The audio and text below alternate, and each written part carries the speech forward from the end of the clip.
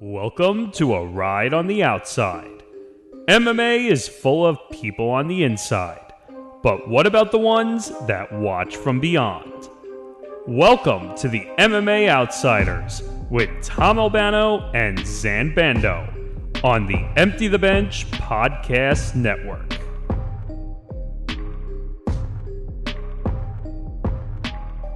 Hi Zain, I'm back. Yeah, 1 week absence for me, but I am now back in black, back in the New York groove. It's good to see you. Hi Tom, it's good to see you too. I'm happy to be back, and I'm happy to have my flow back. And thank you for putting up with Pat and I last week. Hopefully we weren't too terrible, but hopefully it was a nice break for you outside of that. Stop.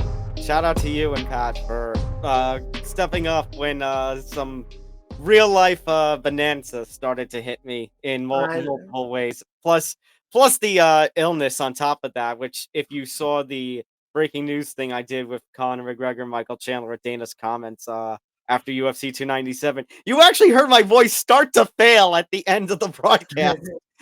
Yeah, your voice was failing. You were tired, and it was definitely a long but exciting week for you because your guy Dricus du Plessis finally won the UFC middleweight championship, nonetheless, though, it was definitely probably one of the most rewarding weeks of your MMA fandom. Oh my god! And I've talked about this with others. You know, to go into the MMA media field in 2016, and the company that I worked for, and they had the broadcasting rights to certain organizations. One of them was EFC Africa. And to see a young Dricus du Plessis there win 2 weight division titles, basically pulled the Conor McGregor 9 months after Conor McGregor pulled the Conor McGregor and was the double champ, and then goes to KSW, wins their title, and now goes to the UFC, is unbeaten in the octagon, and is the UFC middleweight champion of the world. God, does this feel like the greatest full circle moment of my MMA media career. For sure, you could say that you were there from the beginning, and I think you were one of the first things you told me when we met is that you were super high on him and to pay attention over the next year. And then sure enough, he goes out, beats Robert Whittaker, and then of course beats Sean Strickland to win the title. It's a great story. Before we get into all of the major topics that we have on this week's show, because we have a lot of them, we just wanted to remind you to make sure to like and subscribe to the Empty the Bench Podcast Network across all social media platforms and on YouTube, and be sure to hit the notification bell. That way you get notified of everything here on the Empty the Bench Podcast Network, because we are slowly but surely approaching 700 subscribers. So every single subscriber they can view really helps us out. We really appreciate it. And for those of you who are watching us on video, be sure to check us out on the audio-only platforms, Apple Podcasts, Spotify, wherever you get your podcasts. We are there for you and so much more. And of course, if you're listening to us on the audio-only platforms and are not partaking and seeing our ugly faces, be sure to tune into the video feed and do the exact opposite. So whatever floats your boat, if whatever rides your fancy, if you will, you can do that and so much more. My name is Zain Bando. I am a staff writer over at bjpen.com, and I am also a Sunday news writer at MMA Knockout. And we actually just had a very historic milestone. We just hit 1.5 active users on the site, 1.5 million active users just within the last week. So it is really taking some great strides. So if you have not read MMA Knockout, a part of the SI umbrella, please do so. You can follow me over on X and Instagram at SamBando99. And of course, you have Tom Albano to my left. You can find his work over at MMA News and Inside at MMA. And Tom, just to clarify, you will be back with the PFL, correct? It looks like we're still in the process of finalizing, but yes, it looks like I will be returning. So, yes, more than likely he'll be back doing all of the live results for all of the PFL happenings as it shapes up to be the biggest year in promotional history. But Tom, since you have returned, it seems like we have a lot to get to, don't we? Oh yeah, there's a lot that we have to discuss. Before we do, though, I want to give another shout out to Wolf Spreads, per usual. For those who are still unaware, Wolf Spreads. If you follow us on Football Friday, you know Wolf Spreads has been with us throughout most of the NFL season. I want to say since about week 8. But that partnership, obviously, the NFL season coming to an end. Football Friday for the season really about to wrap up. We do have the Super Bowl preview live stream that's still to come, but um, the And partnership. and we also have an NFL post-mortem stream more than likely after the Super Bowl where we go over if our preseason predictions hit or if they did not. But the Wolf Spreads partnership, however, has expanded past Football Friday now to across the ETV network. So we want to give a shout out to Wolf Spreads. Thank you them for being such great partners. And here's to the start of a great expanded partnership. Between all the between all the ETV network shows, including ours. But yeah, you're right, Zan. A lot that we have to get to. The big news in the combat world actually does not have to deal with something in the cage. It has to deal with something outside of the cage. It doesn't necessarily even have to do with the UFC per se, but it does have to do with the parent company of the UFC. So TKO Holdings, for those who may not remember, that is the company that merged on Wall Street following the merger of the WWE with the UFC. Vince McMahon, who served as an executive chairman, who was the executive chairman of the WWE, has resigned. The company, pardon me, Vince McMahon, the WWE, and a former WWE talent agent in Jon Laurinaitis are being sued by a woman by the name of Janelle Grant. She is one of the women who played a role in the previous Vince McMahon controversy from the June of 2022, in which you had all that hush money that was going out. That basically forced Vince McMahon to step away and retire until 6 months later when he made a power play to come back into the WWE. So Vince McMahon, once again, is out. Reading the story from ESPN and Mike Coppinger, McMahon leaves the publicly traded company following a lawsuit filed last Thursday that accuses him of sexual misconduct. In the lawsuit, Janelle Grant, who worked in WWE's legal and talent departments, alleges, and I should clarify because I know other outlets have been doing it. There is a little bit of a trigger warning to this. There is a lot of referencing of sexual acts and sexual crimes. So I'm going to do my best to tiptoe around, you know, the incidents and say them in a PG kind of manner, unless there's no other way to put it. So reading from the ESPN story from Coppinger, Janelle Grant, who worked in WWE's legal and talent departments, alleges that McMahon forced her into a sexual relationship in order for her to obtain and keep her job, and passed around pornographic pictures and videos of her to other men, including other employees. Uh, Grant alleges abuse and sexual exploitation beginning in March of 2020, and the lawsuit included several text message screenshots that purported to be McMahon asking for depraved sexual acts. Vince McMahon released a statement, quote, "I stand by my prior statement that Miss Grant's lawsuit is replete with lies, obscene made-up instances that never occurred, and is a vindicative vindicative distortion of the truth. I intend to vigorously defend myself against these baseless accusations. Look forward to clearing my name.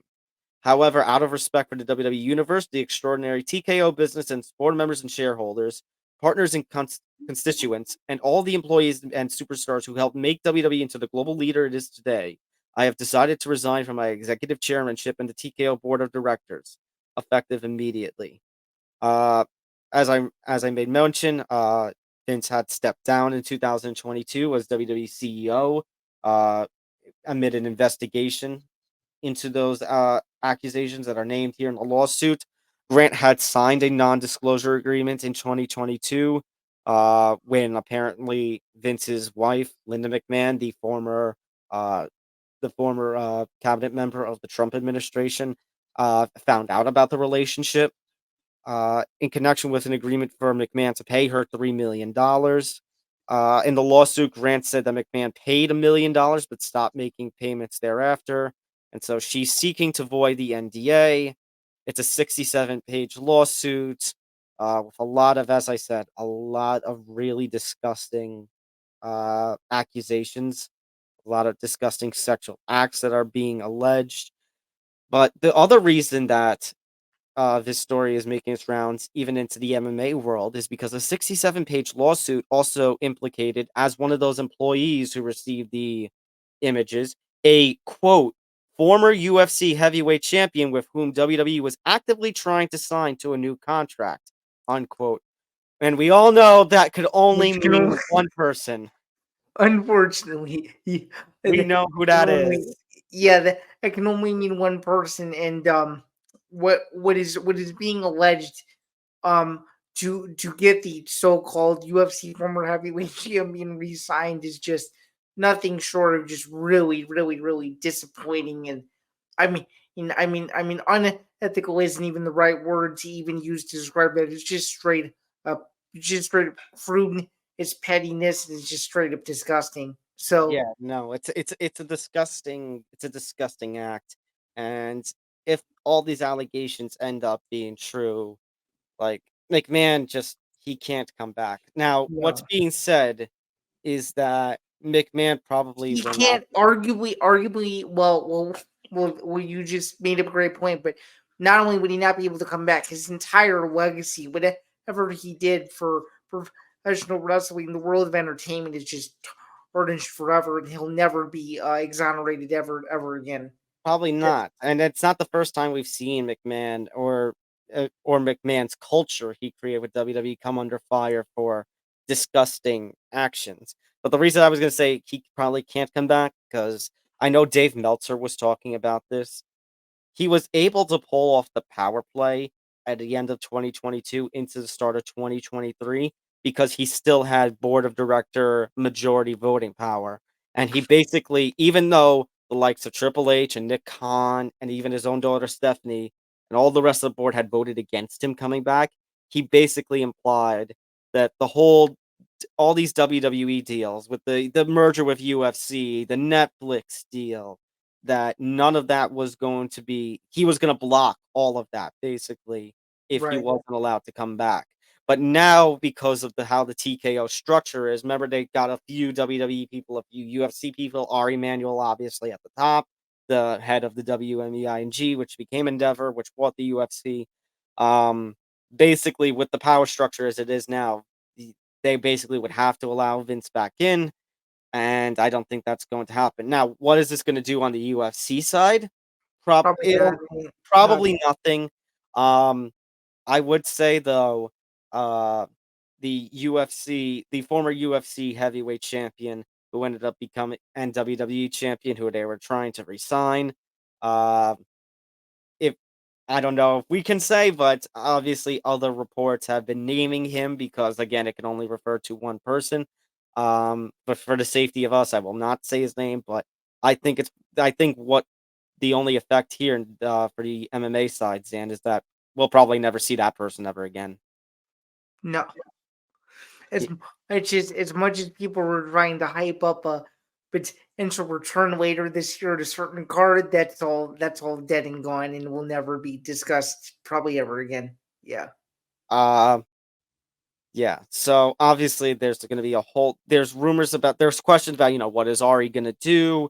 I know Paul Levesque, aka Triple H, is eating a lot of criticism for the comments he made after the Royal Rumble. I personally thought he should have had a better statement, at the ready instead of taking the questions. Although I will give credit to WWE that they openly did discuss. And I put that a lot of quotes because there wasn't really anything that was discussed because Triple H had said, "Oh, I want to focus on the positives." But I don't know, Zan. If this was the UFC, Zan, and try to see, I'm trying to get a mind read on it. If this was the UFC, they would have shut those kinds of questions down completely.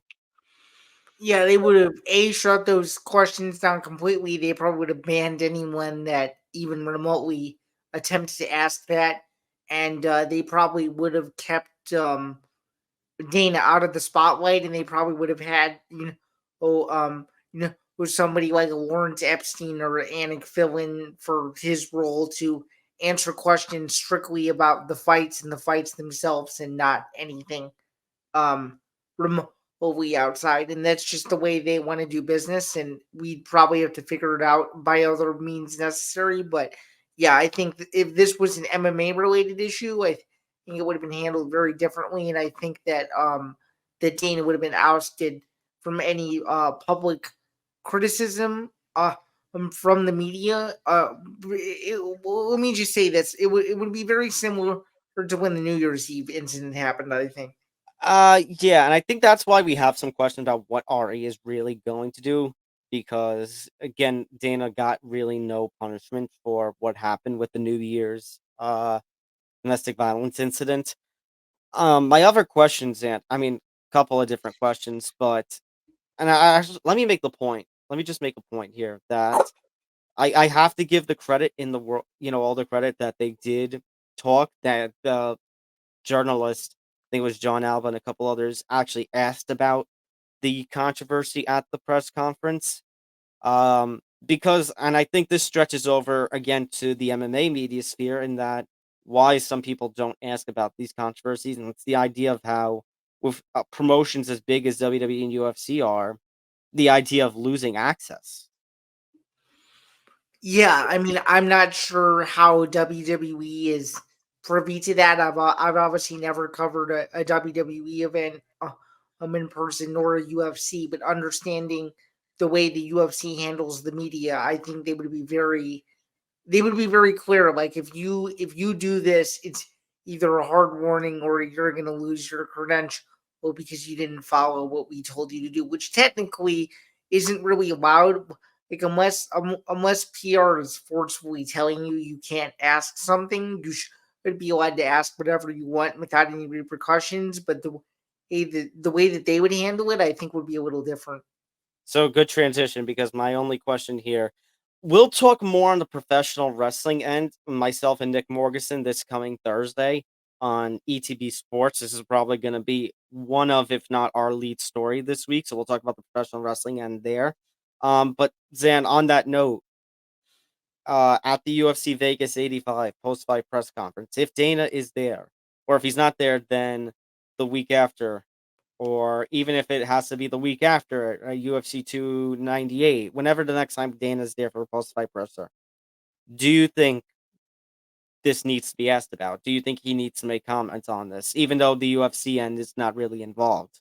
Yeah, someone will probably ask about it, and my prediction is Dana is just gonna say, "I'm not involved in any of that, so I really can't speak to it." Or he'll say like either what Vince has meant for his career, and it's a really sad situation, or he might refuse to answer the question and just move on and totally ignore it. It could be. I think it could be one of those three responses if it is asked. What do you think?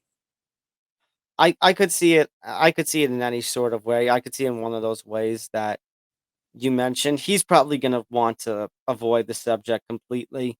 I Um, think so. Again, we don't know what he can and can't say, what can be can't said, because of all the legal ramifications that's now going on. But again, I won't, dive into the professional wrestling. And here again, Nick Morgus and I will probably do that end of it on Thursday. Talk about the company's response, what happens next, if TKO is going to clean Morehouse. We'll talk about that there. Let's talk about the other big stories and headache that happened this past week.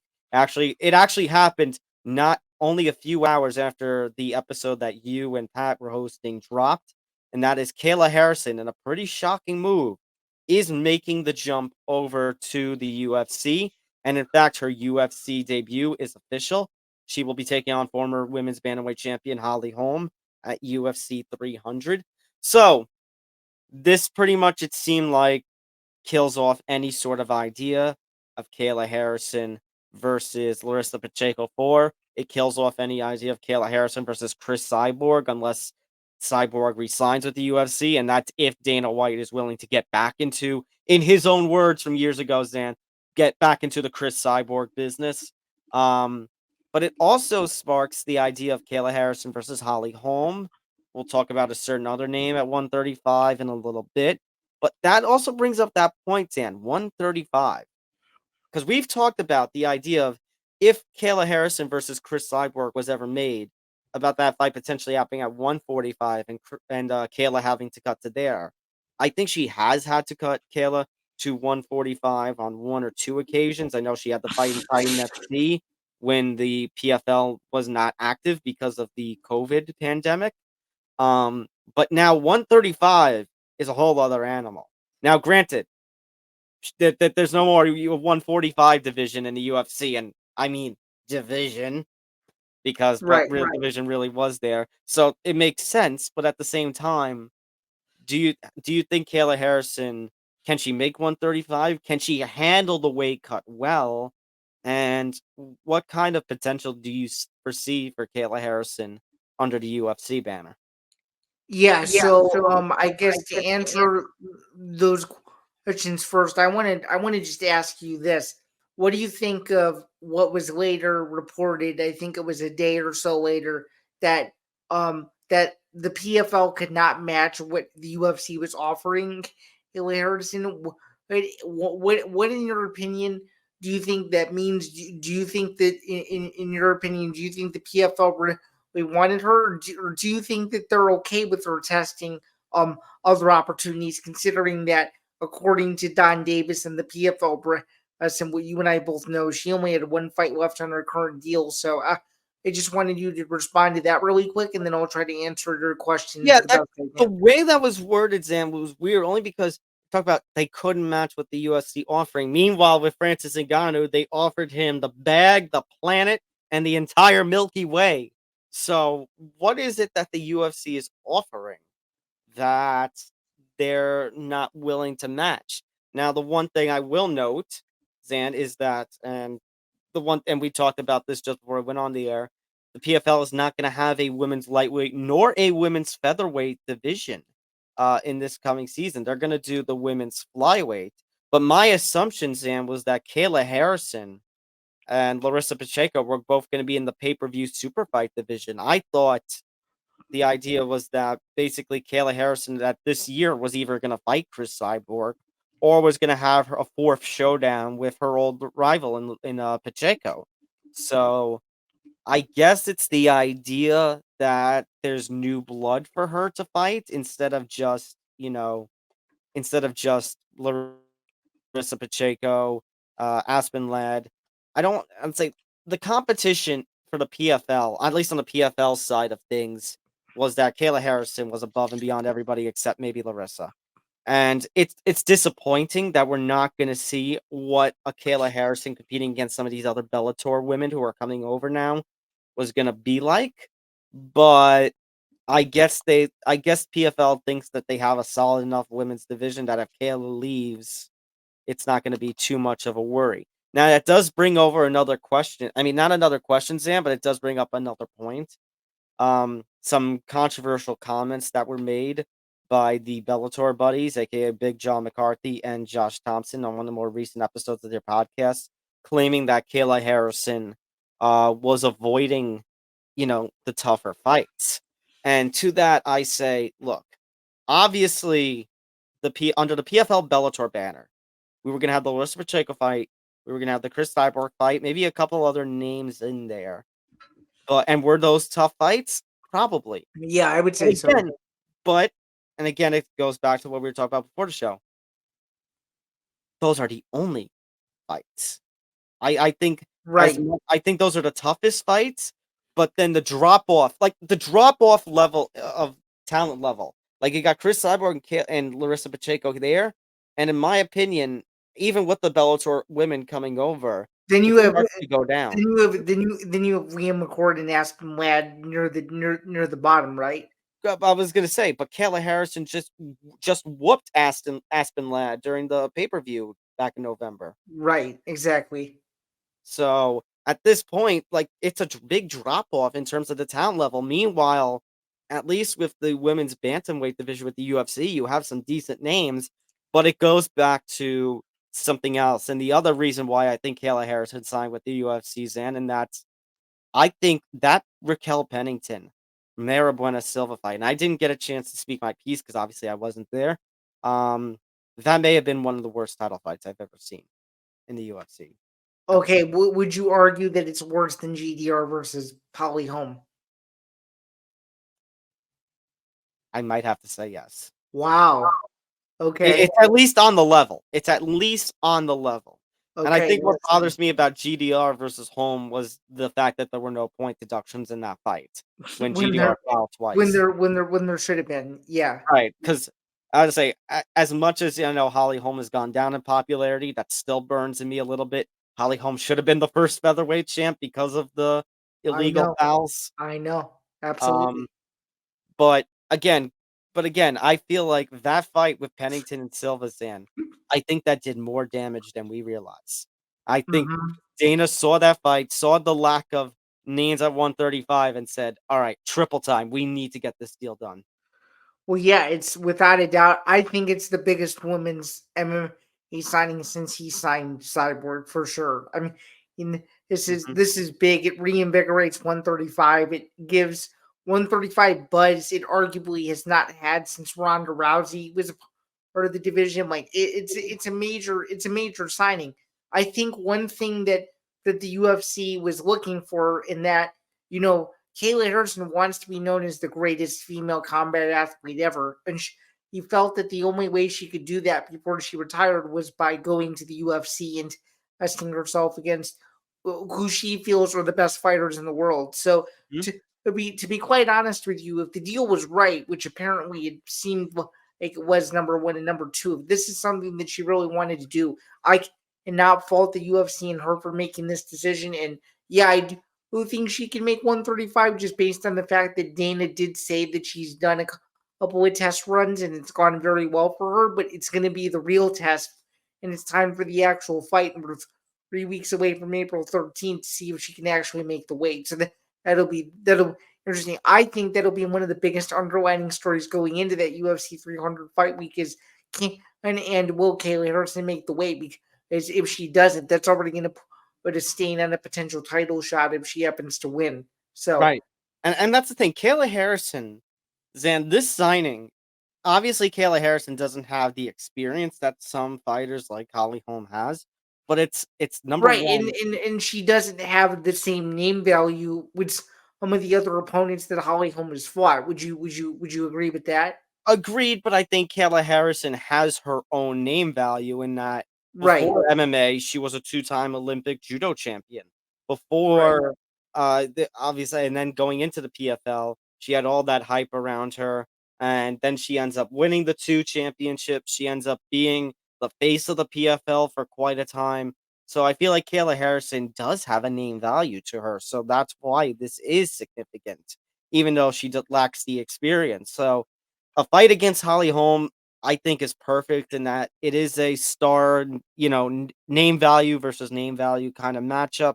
Um, and it does bring up the question about what Kayla Harrison's competition level can be at with a women's 135-pound weight class, especially if it turns out that this next certain person doesn't come back after all. But let's go right to it. So, in the wake also of the Pennington Silva crap fest, Amanda Nunes has teased hey, maybe I still have what it takes and maybe I can still come back. And Zan, I'm just going to say this. I never thought I would miss Amanda Nunes and her one-sided beatdowns. I thought yeah, I thought, okay, Amanda Nunes not in the picture. Okay, maybe we'll get some, different fights. We'll see how the waters play out. If that Right. first title fight, Zan, afterwards is a preview of what's to come, I miss Amanda Nunes and her one-sided beatdowns. Yeah, I think you can speak for yourself and everybody who's a hardcore MMA fan. Yeah, I think we need to see Amanda Nunes in the picture somehow. And I think, it looked like for a bit when Kayla Harrison lost to Larissa Pacheco a couple years ago that a potential super fight between she and Amanda was not gonna happen. And it certainly looks like it's back on if Kayla Harrison can win. And I just think that Amanda Nunes coming back would spark a fire under 135 that maybe hasn't been seen in 8 to 10 years. And I think it would just bring a buzz back to to mainstream women's MMA, if you want to call it that we have not seen in several years. And I think that she needs to really think about this strategically and from a business perspective, because I would argue if she's offered the right amount of money, if she's offered, a value that she feels satisfied with and the UFC feels satisfied with, I think they can. I think they can get something done for sure. Maybe not UFC 300, but definitely something where the winner of Harrison Holm is in play to fight him and Nunes either later this year on a major card like MSG or Vegas or something like that. All right. I'm glad you brought up the, what a potential return bout for her could be. And you're connecting it with the Kayla Harrison Holly Holm fight, because here's what I was going to say. I was going to say, well, Juliana Pena, it's believed, is going to be in line now for Raquel Pennington after her win. But wait, there's one part that I left out because I left it out on purpose because I was waiting for you to say that. I think that the winner of Harrison Holm not only fights Amanda Nunes, but it's Nunes versus the winner for the interim UFC bantamweight title, and then they would unify the belts for potentially Raquel Pennington. Are you saying wait, San, are you saying they're gonna do an interim belt just to do an interim belt? Yeah, absolutely. Yeah. Of course they would. And they're going to do Raquel Pennington versus Juliana Pena on the other side, and then the winners are going to fight each other. It's going to be great. Hello, UFC 100 heavyweight title picture again. That tournament with Lesnar, Couture, and Nogueira, and Mir. And it's going to be that all over again now, isn't it? Absolutely, because of course it is. Why did the Silva Pennington fight have to suck so bad? Maybe it did suck on purpose because we're talking about topics like this. I don't know. Are you making an accusation that the UFC is scripted? We have all the talk about the NFL being scripted. We just talked about the WWE. That's scripted. I don't know. I don't know. There were some things about that fight genuinely that I was very disappointed about. I was like, yeah, that's not the Raquel Pennington that I know for sure. Like, I was very confused. Yeah, it was disappointing. That fight was definitely interesting for all of the wrong reasons. It's funny, like we were only 2 shows in, and we were only 2 shows into the calendar year for the UFC, and we already have a worst fight of the year nominee. Unbelievable. But you know what? I think it was 2021. I had made some sort of tweet. It was like the first UFC card of the year, and I had said only 2 fights in, and we already have a worst fight of the year. That's crazy. I gotta do some research here for a second, because that's right. It was the Holloway Calvin Kattar fight. Not that fight per se, but the card. Because I was gonna say Holloway versus Kattar was a banger. What are you? Hold on. Vanessa Melo versus Sarah Morris. Oh, I remember that. Yeah, that was sad to say the least. Wait, wasn't that the fight? Wasn't that the fight where both of them got cut after that performance? Yes, both of them got cut. Yeah. Oh my god. And definitely that fight between Pennington and Silva, where goes right along the lines of the same picture. Not saying that both of them are gonna get cut, but that it was just that bad of a fight. For sure. All right. We actually have a little clip for this next one. So Zain, after all the controversy now, because we had another controversy back at UFC 297 in regards to the rules regarding what a downed opponent is. So, Zain, this was another case of the unified rules not being unified, in which if you go to one state, the rule was both palms have to be down on the ground. And in another state, it was just one palm had to be down on the ground to indicate a fighter. To indicate a down fighter. And we saw a controversy in which there was, actually I should clarify also, there were also all these rules about, what happens if somebody is constantly, putting their hands down on the mat, or the idea of controlling somebody where you put them back up and back down and back up and back down. Right. Uh, but there was a fight at UFC 297 where that kind of came into play, the idea of the downed opponent. And so now Andy Foster of the California State Athletic Commission is basically saying that, well, it's up to them now to make the changes. And so they said that it seems like they are going to make those kinds of changes. Actually, let me bring a tab in here real quick because I have, courtesy of, once again, Jedi Goodman, some comments right before we came on the air, Zan. Andy Foster talking to Ariel Helwani on the MMA Hour.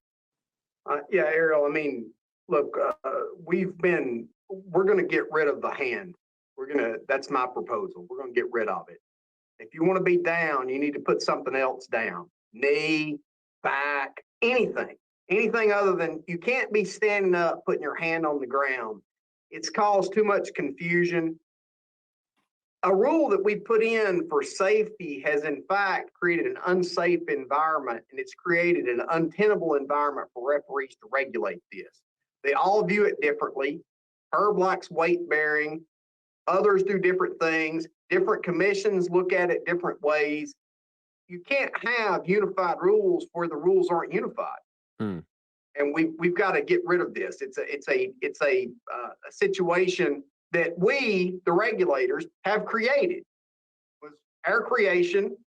It hasn't worked, and we need to fix it. This is why I feel that Andy Foster should be the master representative regulator, because not only did he break that down in layman's terms for someone who maybe never heard of the rule, but he actually encapsulated it in a way where if you didn't see the fighter, if you didn't understand the rule, it makes all the sense in the world as he's explaining it. And I think there's more MMA education on why these rules are so important and why they affect the sport either positively or negatively is only going to impact the next generation in a positive way. So kudos to Andy Foster for addressing that, because not only does he realize it's a problem, not only does he realize it's a problem with the fighters, but it also confuses the fans. Because if you think about it, the Toronto, Ontario Athletic Commission was using the older set of unified rules, which is why that stoppage occurred. And if we were in a different territory of the world, and Arnold and Mubsar Evil fight and used without any issues, and it probably ends up being a closer fight than what the judges scored it as. And that's just something that I think, in 2024 needs to be addressed. Is just more universal education where everything is the same and where everyone's being accounted for, and that's pretty much it. Yeah. I mean, Zan, he said the term, and he said the term that I said, and I've been saying that even though they're called the unified rules of MMA, the unified rules are anything but. When it comes to, think about it, this goes back to when the ABC changed some of those rules in 2016, and some Right. states allowed it, some states didn't. It's the idea of the down fighter, the idea of the clavicle, the idea of the extended fingers, instant replay, uh, all these different things. And you go to one state, the rule set's one thing. You go to another state, it's another thing. Even to the point of the scoring system, where at one point, San, it was like, how these days we have, it's like aggressive striking and grappling, Aggression, octagon control in that order. In some states, it wasn't even in that order. It was just those four for a time. So it's very weird. Yeah. It's become because then frustrating. it also impacts new fans of the sport of MMA, because if they watch a pay-per-view in one state and whose four that you just said are listed in that order, and then the next state it isn't, then they don't know what to believe when a call is considered controversial, when technically in another state it's just a normal habit. Yeah. It's absolute frustration to the point where, if we need to be a unified body, if we want to expand this sport, and especially for those who, are pushing for the idea of the Ali Act to come into MMA, we need a one unified rule set for the whole sport. So for Andy Foster, I trust Andy Foster to be that kind of person who I can do get it. too. You know, Uh, Big John McCarthy set the standard when he created the unified rule set in New Jersey at the start of the millennium. And now I think Andy Foster needs to bring these rule set more unified for as you said, the next generation. I think so, and honestly, I don't know about you, but I think it puts a black eye on Nevada too, because Nevada used to be the gold standard for combat sports, and it's no disrespect to Andy Foster being from California, being a part of CSAC, if you will, But but no, but he was CSAC is starting to become the golden standard between the idea of all the weight restrictions. no, I totally get it, you mean to tell me that Las Vegas is the fight capital of the world? Well, you would think that Las Vegas would still be the gold standard for regulatory stuff, and it's obvious that it isn't, and No, it's between really disappointing. right, between the John Jones controversy, then just remember also they tried to ban the likes of Wanderlei Silva and Nick Diaz for long times, if not for life, for even the most minor of infractions. Meanwhile, I mean, at least in the case of Diaz, remember how he for the Mary J was going to get longer of a suspension than Anderson Silva for performance enhancers. That's right. I remember that. Yeah, It, that was messed up. Nevada makes absolutely no sense, and they only do things for their own benefit. Exactly. They don't do it for anybody else. Meanwhile, here's California, who's all about, you know, regulation, all about uniformity and fighter safeties. And let's also not forget that California very recently passed a retired fighters bill to give fighters benefits and money for a post fighting career to try and have as healthy of a life as possible. It's unreal, and it definitely should make fighters uncomfortable knowing that they're not knowing that these regulatory bodies and officials are not at a uniform state compared to maybe the four major sports per se, and it's definitely something to totally keep an eye on, and it might be one of the most uncovered stories in MMA, and a story that is definitely worth following because as the sport continues to change, you'll want to see more positive steps, and at the very least, Indy Foster acknowledging it compared to some of these other commissions, you have to give him kudos, and it's gonna be interesting to see how CSAC continues to push this forward. And I'm really glad that we brought this up because I just feel like it's not being covered in the way that it should. Absolutely. Other story coming out of this week, Zan, interesting one. And it's actually just kind of a sad one. So Jon Anik was on his podcast, Kenny Florian. Basically, Zan, he was attacked on social media in the wake of UFC 297 for scoring the fight for Dricus du Plessis. And he basically called out the MMA fan base, called them toxic, even threatened that basically maybe he wouldn't be doing commentary again. Later on, comes back and apologizes for his remarks. He's still going to be around. And I mean, Zan, here, number one, and I can't keep hearing about Strickland getting robbed, Strickland getting robbed. I mean, Zan, I feel like that second round you could have scored either way to the point where the fight could have been deemed 48-47 in either direction, and I think it would have been the right result. I had basically accepted the facts in, that I thought Dricus at the end of those 25 minutes was going to lose. Mm-hmm. So it's I mean, like I think the only thing you can say is that regardless of how you scored it, in my opinion, I think regardless of who won the fight, would you or would you not agree that Sean Strickland did enough to win at the very least round 5? Do you with agree? yes, yes. I think he did enough for that. I think he did enough to earn a rematch. Now, I obviously it doesn't seem like the UFC is going to go in that direction because, as you guys kind of talked about last week, the door is wide open again now for a potential Dricus du Plessis Israel Adesanya fight, which is the one that they're obviously going to chase. Right. But yeah, I thought you could have. I thought as long as you scored that fight 48-47 one way, you were fine. Like, if Hmm. you scored it 49-46 for either guy, I would be telling you, F off, because that was absolutely not the case. It was a close competitive fight. And actually, Zan, and everyone's talking about, oh, Dricus was so beat up, but I mean, Strickland had blood running down one side of his face. And Mm-hmm. Zan, you actually were talking about, changes to the rule sets of the unified, rules. I've talked about it, Zan, how many times? I always used to do this, at least in my heyday at Fansided, but what I always, after a controversial scorecard or a close competitive fight, I would always post on Twitter, remember, a reminder, the 10-point must system that the MMA rules borrow from boxing. I'm sorry, it does not fit for MMA. No, it doesn't. The Pride and global rules that you see, like the scoring from Pride and One, like that I think fits MMA a lot more than the 10-point must system does. I think so too. And if you took those Pride rules and you applied it to the UFC 297 main event, I think you would see some very, very interesting scorecards. It was scored holistically with a lot of different opinions. And to be quite honest with you, under the global scoring system, I probably would have scored it a draw.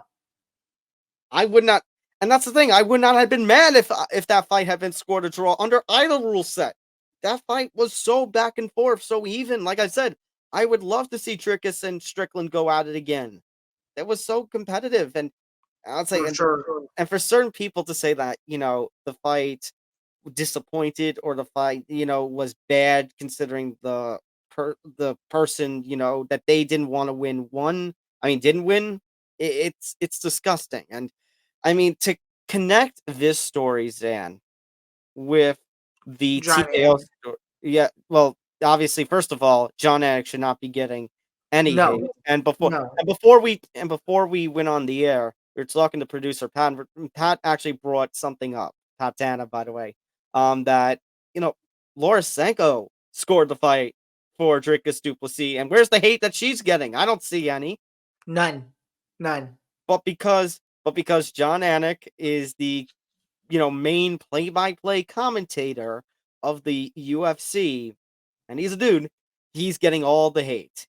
And this connects also, Zan, to something back to the TKO story and Okay. about some of the controversy that's going over there about, is Paul Levesque, aka Triple H, one of the people who is named in this lawsuit, and should he go or not?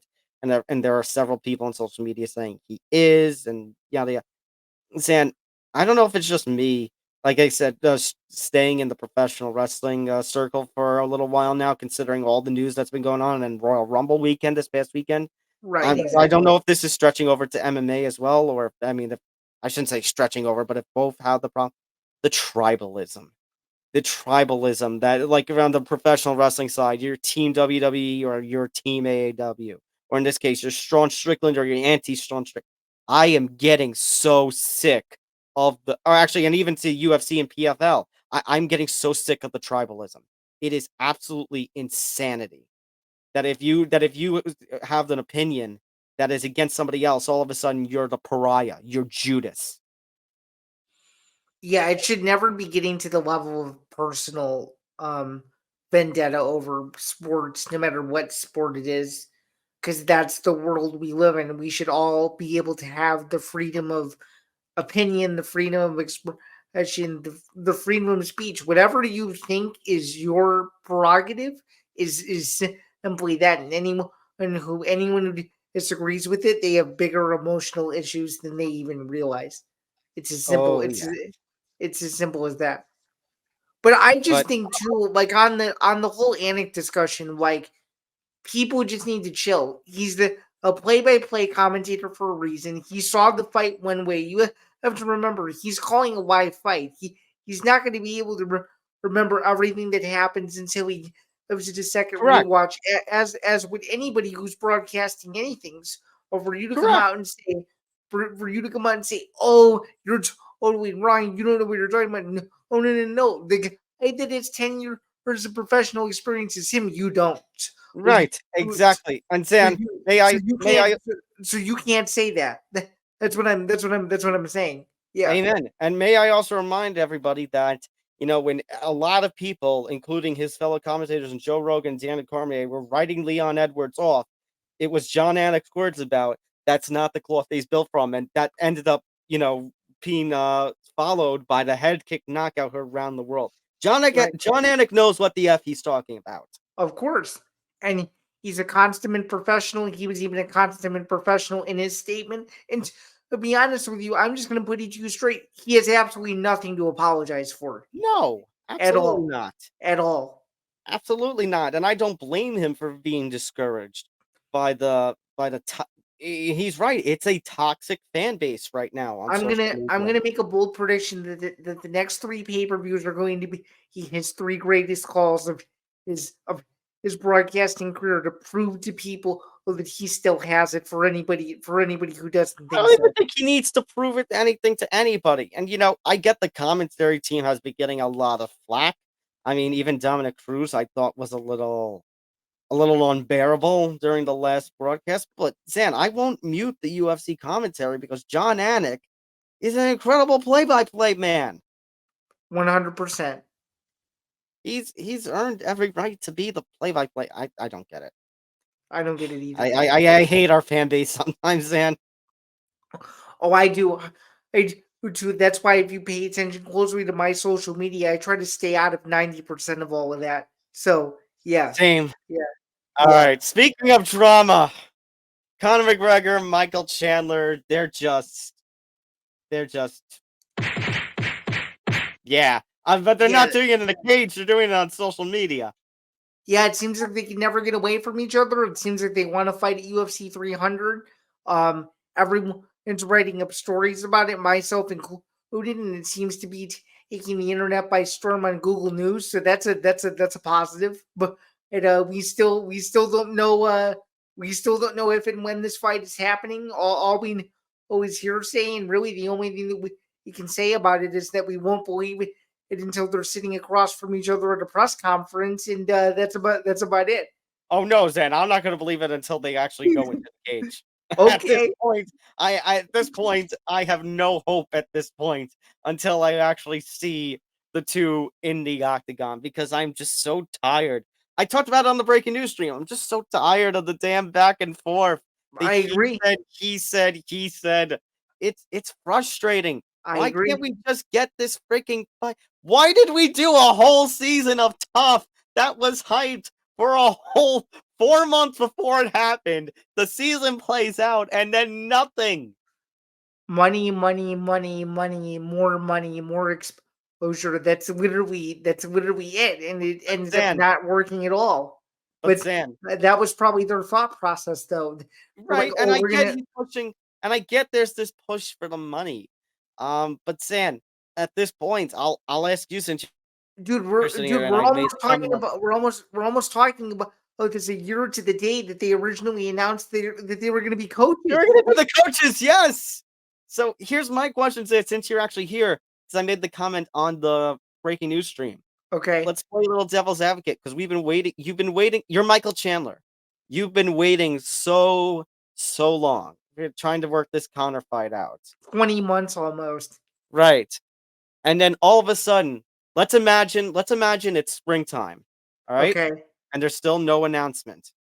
Or you're getting closer to announcing. But then breaking news comes in.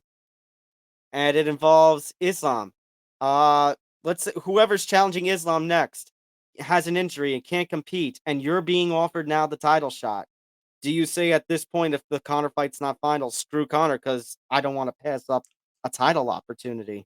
1000%, because you've been waiting 3 years for another shot at the title. You should totally take it. Yeah. At this point, that's why I said, look, I kind of agree with what Pat said last week about I don't know if Michael Chandler necessarily is going to be the opponent for Conor anymore, but not in that Conor not having interest. But if you're Michael Chandler, Conor is going to be Conor. He'll wait a long times between fights, but you're Michael Chandler. You're an active UFC fighter. You can't waste your career. You don't have the same star power and backing as your fellow opponent. You just don't. So if you get another shot at a guy, at a championship, or hell, if you get a shot at Gaethje in the BMF title or another shot at Poirier, I feel like he's got to take one of those fights just because we can't keep waiting, I and think he so. can't keep waiting. I think so too. At this point, you know, UFC and Conor are going to do what the UFC and Conor are going to do. If the UFC doesn't want to book Conor, I don't get it, but whatever. If Conor doesn't want to fight at this point, Zan, God bless him. He's made his money. I'm Seriously. tired of waiting. Speaking of UFC 300, Jessica Andrade versus Marina Rodriguez just got announced for the card. So, how are we feeling? This is a good fight. Don't It get me is. wrong. It adds to the former champs' appeal. That now makes it 10 current or former UFC champions on the card. I totally get it. This fight is a good fight. But to me, given the number, given the star power of UFC 300, this is not the fight you add to UFC 300. This fight should be taking place on May 4th in Brazil. This fight should be taking place on an international destination where the fight is higher up on the card. I just don't think this is worthy of UFC 300 and doesn't capture the what's going to be, I would argue, 40% casual viewers, quote unquote, that are going to be tuning in to see this card. They're going to be very confused with, and they see these two names, considering they may have never seen them before ever. So, I think, Zan, that it's okay for UFC 300, but it's not good. I think, Zan, the only place that you could put this fight is the early prelims, alongside the Bo Nickel, Cody Brundage fight. Which, don't get me wrong, I know Bo Nickel is being hyped as the next big thing, but he doesn't have the experience, and two, as our group chat keeps talking about, it's Cody Brundage. So It's not an exciting fight. So you don't think this is worthy of being on the ABC prelims? Because I would argue that it actually does, at least opening the ABC portion. Maybe as like one of the first two fights of the ABC prelims. Maybe like I said, as the opener of the ABC prelims. But like it definitely has to be one of like the first 4 or 5 fights of the card. It can't be the second half where you want the big fights. Okay. Now, speaking of fights, let's get into a little preview of fights, Sam. We got UFC Vegas 85, Apex time once again. Yeah. So for those of you who have not been paying attention, we're doing picks a little bit differently this year. I have created the unofficial UFC picks tracker where we will be tracking every single UFC prediction that Tom and I make in the year 2024. In the month of January, I edged out Tom 15-8 was his record, which was 14-9. So it's already a close race going into the month of February. Now we have our third UFC main event of the year. Or I am looking to go 3-0. Tom is looking to go something somewhat similar. I'm pretty sure we've had the same main event predictions so far for the first two cards. But what are your early impressions of UFC Vegas 85? What are your early impressions of this main event? And is this one of those cards that isn't getting a lot of buzz that you think maybe will be one of the best UFC Vegas cards that we've seen in a bit? I mean, obviously, all the hype in the world is going to be. And by the way, just for the sake, because since we just talked about the story, and because we dive into Tapology on this, Zan, and you are Mr. Tapology, Mr. Obsessed with Tapology, they actually do have McGregor and Chandler listed for a UFC 302 on June 29th. Interesting. Okay. So obviously, maybe that's just a placeholder, but yeah, But I'm curious, is it listed as McGregor versus Chandler or Chandler versus McGregor? McGregor versus Chandler. Okay, because on the UFC Fight Pass week, it was the other way around. So I wasn't sure. So they're all just placeholders at this point. But I mean, sure. Dan, I look at this card and it's okay. I think there are some names on here that are worth paying attention to, and you do have the return of one Meatball Molly McCann on this card as well. So that's true. That'll get the Patty Pimblett super fans fired up. That's for sure. Oh, of course. But you look at this fight here, Zan, and it's funny that Imavov's name comes up because the last time I was here a couple of episodes ago, Zan, we were talking about Sean Strickland's fights.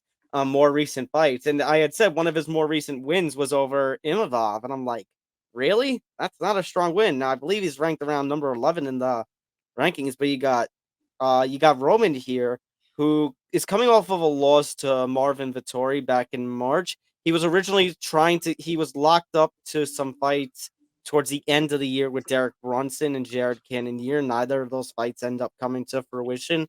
That Vettori loss ended up snapping a 4-fight win streak. He fought Loriano Strapoli, he fought Kyle Dawkins, Phil Hawes, Jack Hermanson, and on Imavov's side, by the way, he has the loss to Strickland. He had the no contest against Chris Curtis. They had the clash of heads, so that's what technically he's coming off of. He was originally also booked Zain Imavov to take on Ikram Aliskerov, one of the big names, rookie names that came out of 2023. Unfortunately, that fight ended up not happening. Lost to Strickland, snapped his own win streak against Ian Heinisch, Emmett Shabazian, Joaquin Buckley. I mean, Zan, I feel like this is more of a case of for Roman. This is a case of, needing a win to stay within the top 10 and to keep on his little path towards, eventually facing off against that top level competition towards getting a title shot. And I feel like obviously he was linked to a couple of big names in that division with Derek Brunson and Jared Cannonier. So maybe this goes into a stay busy fight. And I think what happens then is Dolidze gets the win here. And I think eventually the UFC, after a victory over here, tries to get the Brunson or Cannonier fight with him back on. Interesting. I'm actually going to go the other way and take Imavov. I just think he's fought tougher competition overall, and I think he's ready for a spot like this, considering that his inactivity has hindered him over the last year and a half to 2 years. And I think he's ready for a fresh start in this division and beating you'd say in a main event spot. I bet it is at the UFC Apex. I just think anytime you're in a main event of any sort, and anytime you have all this immense pressure on you to perform and do well, I think and sometimes these guys that you don't have enough credit to end up performing. And I just think his overall body of work to me is a little bit better than Dolidze, and I actually think he edges out a decision. So I'm going to go opposite on you and say that we're going to get we're going to get an interesting main event outcome either way. I just think Imavov is one of these stars where I feel like if he can get a big win, it's going to kickstart something that people are least expecting, and I think that's what's going to happen on Saturday at the Apex. I like it, and it's actually Zan. I think you're going to see a very, very interesting fight and a very back and forth fight that's going to have some controversy in the middle of it with an illegal strike that changes the complexion. No. Zan, there you go again, predicting controversy. It's gonna change the complexion of the fight. He's gonna be winning the entire fight until this illegal strike happens in the middle of the third round, and then he's gonna lose a decision. That's what I think. A note, by the way, from producer Pat: neither man has ever been knocked out.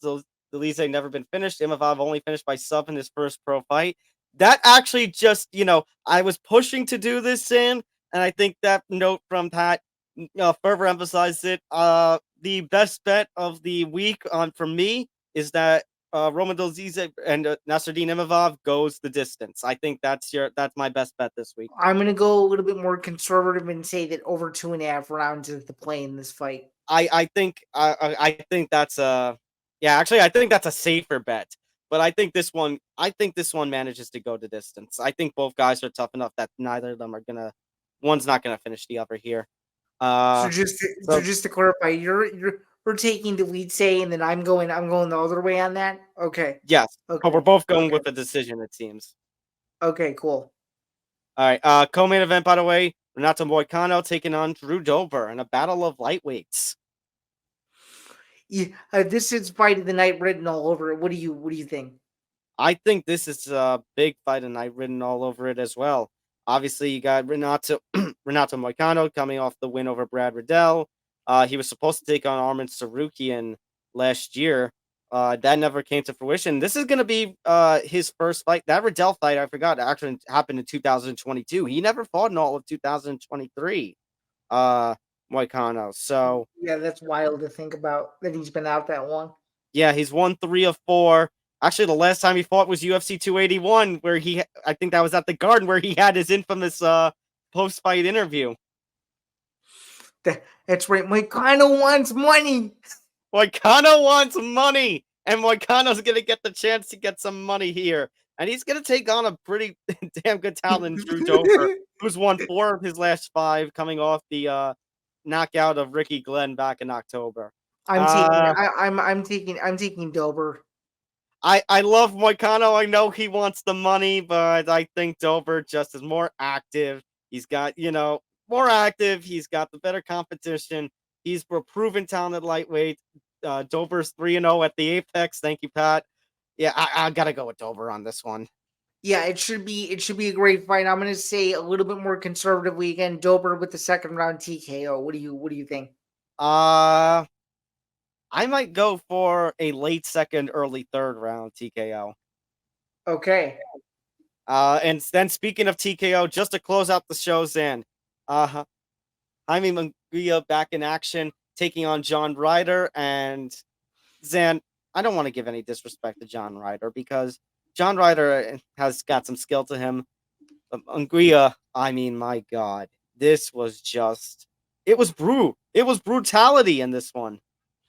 Yeah, it was brutal. It was a master class, and for those of you who didn't know who Munguia was before Saturday night, you definitely know who he is now. He's a force at super middleweight, and considering how well John Ryder fought in the second half against Canelo, which just felt like it was a total downturn from what we saw almost a year ago. And I think when you have power like Munguia has, we're not gonna have fun with anybody in there, and that was just the case of Munguia just being on a different level, and seeing him be at 43-0 and fighting at such a level to where he reminds me of a faster, lighter version of Inflate in 50-0, to where it just looks like Munguia is unstoppable. And if he can get a major fight later this year, either against a Terrence Crawford or another major name, kind of in that upper echelon, between 147 all the way to about 168, I think that people are going to know who Munguia is. And could you imagine, Tom, if Munguia fights, or maybe Mexican Independence Day weekend at a T-Mobile Arena or at a MGM where his fan base flocks to Las Vegas? I think that he's in for a huge year, especially after a win like that. Zain, Munguia has been he's kind of, if you want to make the comparison MMA, the guy who main events fight nights and the guy who co-mains some of the bigger cards. But it's time. It's time to give Munguia a big fight. It's a little overdue, I'd say. I agree. I feel like he's proven his point enough that he needs to show some star power in himself.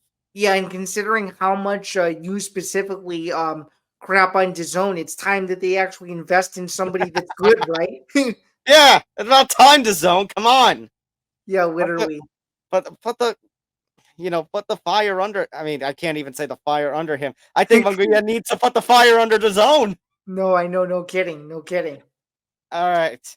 But we're going to put out the fire. That's going to be the end of this edition of the MMA Outsiders. So, once again, make sure you hit that like button, subscribe, hit the notification bell so you get notified of everything here at the Empty the Bench podcast network. Make sure to follow us across social media, Facebook, X, Instagram, at MMA Outsiders ETB. Follow the Empty the Bench podcast network on Facebook, X, Instagram, and TikTok at ETB Network.